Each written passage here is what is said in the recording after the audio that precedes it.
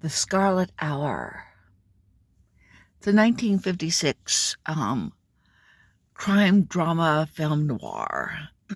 I rewatched it recently, and I did a little review that I put up on Amazon and on the Internet Movie Database, which it actually hasn't gone up on IMDb yet.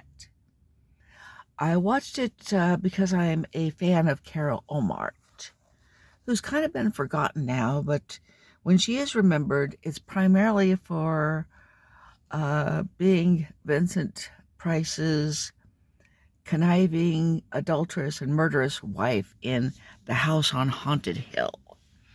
Okay, she was very pretty. You might expect she'd been Miss Utah, and she'd been fourth runner-up in a Miss America pageant.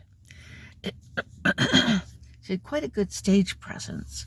And anyway, The Scarlet Hour was kind of meant to be a runner-up to Double Indemnity.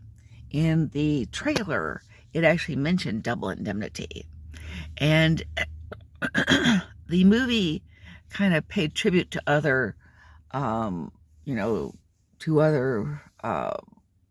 works.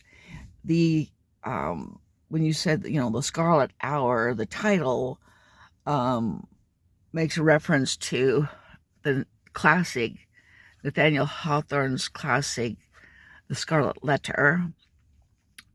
And at a certain point in the movie, the conspiratorial lovers meet in a store. It's a music store, which is similar to how the conspiratorial lovers meet in Double Indemnity in a grocery store. And you can also see very prominently displayed an album for White Christmas, and the director of The Scarlet Hour, Michael Curtis, directed White Christmas. He also directed Casablanca, one of the greatest of movies. Now, The Scarlet Hour isn't one of the greatest movies, but it ought to be better known and more appreciated than it is. It's kind of been forgotten about.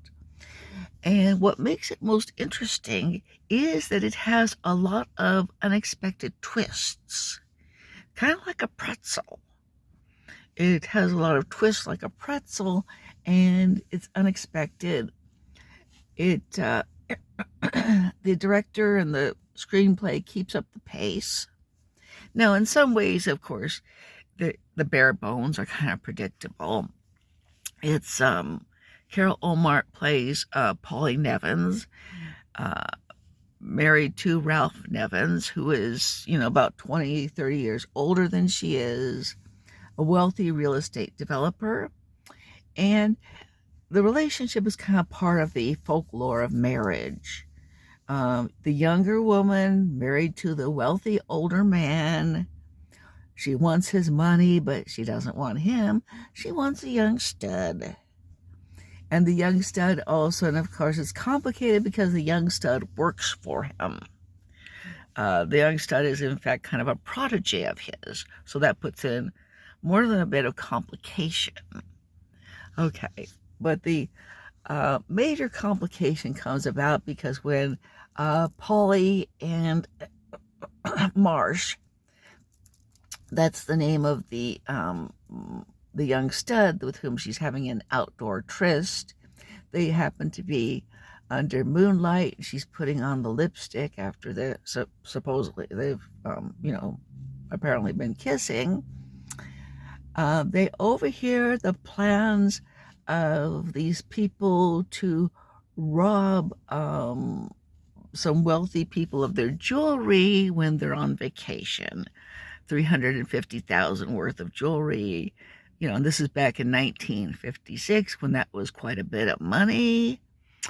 And anyway, things go from there. There's quite a few twists that you wouldn't guess, so I'm not going to give them away. And I do think it is a very good movie. No, there's one flaw though in the movie, and it is in Carol Omart's depiction of Polly Nevins. Carol Omart was a beautiful woman. She was a gifted actress, and she's very good at playing Polly Nevins in her lust for and love for her boyfriend. It just kind of blazes off the screen. She's good at playing her desperation, but the one thing she can't do is make Polly into a sympathetic character. She doesn't have vulnerability. She was one of the many, many, many blonde bombshells who was put forward as a rival to Marilyn Monroe. But like so many of them, she couldn't get into the ballpark